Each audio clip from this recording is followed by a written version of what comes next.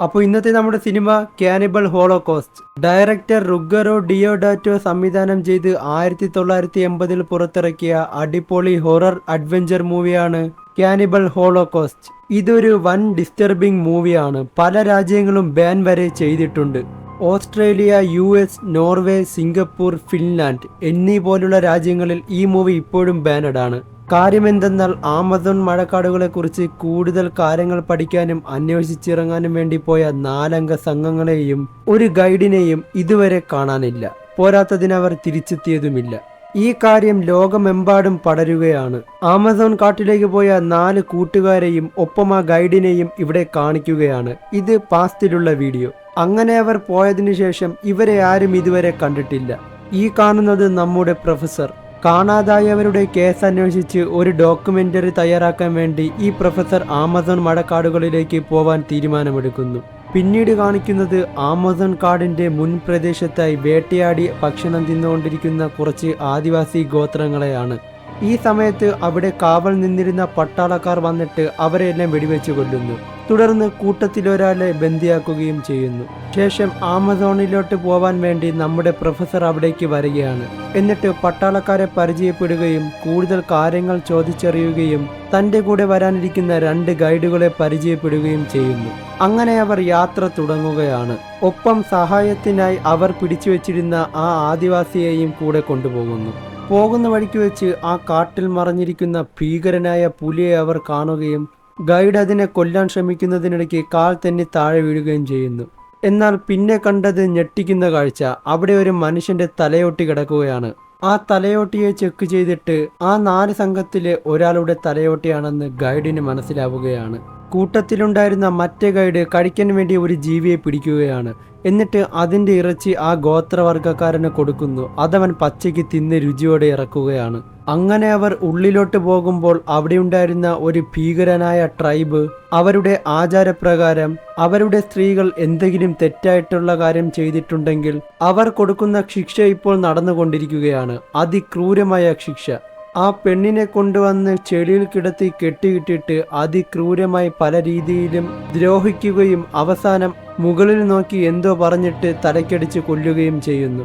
ഇത് കണ്ട് സഹിക്കാനാവാതെ പ്രൊഫസർ രക്ഷപ്പെടുത്താൻ വേണ്ടി ഓടിപ്പോകാൻ ഒരുങ്ങുമ്പോൾ നമ്മളിപ്പോൾ പോകുന്നത് ആപത്താണ്, നമ്മളുടെ കാര്യം ഇവിടെ നടക്കില്ല, അതുകൊണ്ട് വെയിറ്റ് ചെയ്തിരിക്കാനും പറയുന്നു. ശേഷം അതൊക്കെ കഴിഞ്ഞ് കൂടെ ഉണ്ടായിരുന്ന ഗൈഡ് ആ ഗോത്രക്കാരനെ പിടിച്ച് അവർ ചെയ്തതുപോലെ പിടിച്ച് കെട്ടിയിട്ടിട്ട് ദ്രോഹിക്കാൻ തുടങ്ങുന്നു. അന്നേരം അവിടെ ഒളിച്ചിരുന്ന ട്രൈബുകളെല്ലാം അവിടെ നിന്നും എഴുന്നേറ്റ് വരികയാണ്. ഇവർ ഇങ്ങനെ ചെയ്തതിന്റെ ഉദ്ദേശം തങ്ങളെപ്പോലുള്ള ആചാരം ഇവരും ചെയ്യുന്നുണ്ടെന്നും അതിനായി ഒരു ഫ്രണ്ട്ഷിപ്പ് ഉണ്ടാക്കിയെടുക്കാനുമാണ് ഇവർ ഇങ്ങനെ ചെയ്തത്.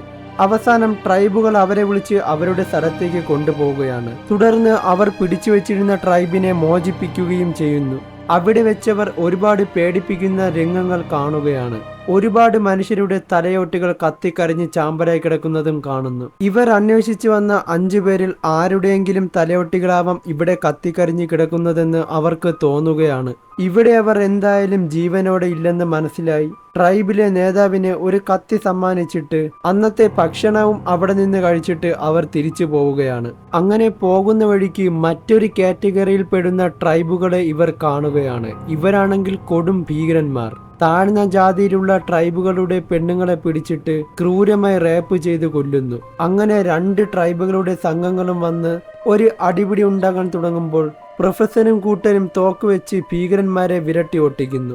അങ്ങനെ തങ്ങളെ രക്ഷിച്ചതിനാൽ അവരോട് നന്ദിയൊക്കെ പറഞ്ഞിട്ട് ആ ട്രൈബുകൾ അവരോട് സൗഹൃദം പുലർത്തി പ്രൊഫസറെയും കൂട്ടരെയും അവരുടെ സ്ഥലത്തേക്ക് കൊണ്ടുപോകുന്നു. അവിടെ പോകുമ്പോൾ കൊച്ചു കുട്ടികളും ഉൾപ്പെടെ ഒരുപാട് ട്രൈബുകൾ ഇരിക്കുകയാണ്.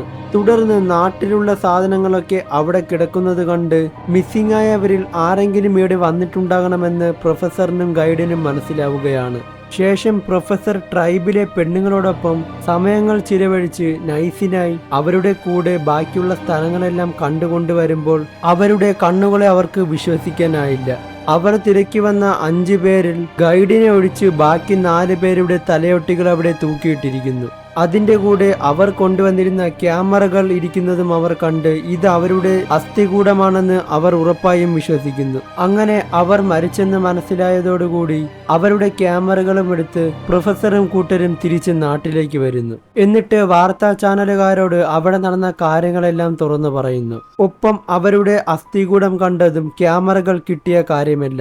അങ്ങനെ ആ ക്യാമറയിലുണ്ടായിരുന്ന ഫൂട്ടേജുകൾ ലോകമെമ്പാടും പ്രദർശിപ്പിക്കാൻ അവർ തീരുമാനമെടുക്കുന്നു.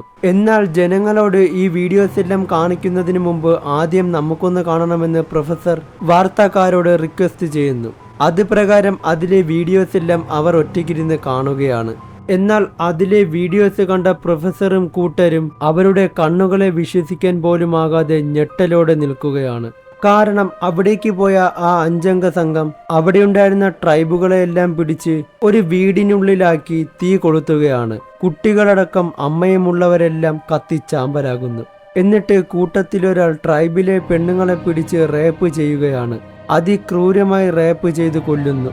തുടർന്ന് ട്രൈബുകളുടെ മുന്നിൽ വെച്ച് അവർ തമ്മിലും മാറി മാറി കളിക്കുകയാണ്. ശേഷം പിന്നീട് നടന്നത് മറ്റൊരു തിരിച്ചടി. ഇവർ ചെയ്തു കൂട്ടിയ കാര്യങ്ങൾ വെച്ച് ട്രൈബുകളെല്ലാം അവരെ ചുറ്റിനും വളഞ്ഞ് അതിക്രൂരമായി കൊല്ലുകയാണ്. തങ്ങളുടെ കുടുംബത്തെ എങ്ങനെയാണോ റേപ്പ് ചെയ്ത് കൊന്നത് അതിനു മേലെ അവർ തിരിച്ച് പണി കൊടുക്കുന്നു. ഈ ഡോക്യുമെന്ററി തയ്യാറാക്കാൻ പോയ 5 പേരും അപകടകാരികളായ ട്രൈബുകളെക്കാൾ അപകടകാരികളാണെന്ന് പ്രൊഫസറിനും ന്യൂസ് ചാനൽക്കാർക്കും മനസ്സിലാവുകയാണ്. അതിനാൽ ഈ ഫൂട്ടേജ് എല്ലാം ഇനി ജനങ്ങൾക്ക് കാണിച്ചു കൊടുക്കണ്ടെന്ന് അവർ തീരുമാനിക്കുകയും ഇതൊക്കെ ഇപ്പോൾ തന്നെ കത്തിച്ച് ചാമ്പലാക്കി കളയാമെന്നും അവർ തീരുമാനമെടുക്കുന്നു. അവർ ചെയ്തു കൂട്ടിയ ഈ ക്രൂരതയെല്ലാം കണ്ടുകൊണ്ട് പ്രൊഫസർ ആകെ നിരാശനായി അവിടെ നിന്നും പുറത്തേക്ക് വരികയാണ്. ഇതോടുകൂടി ഈ സിനിമ ഇവിടെ അവസാനിക്കുകയാണ്.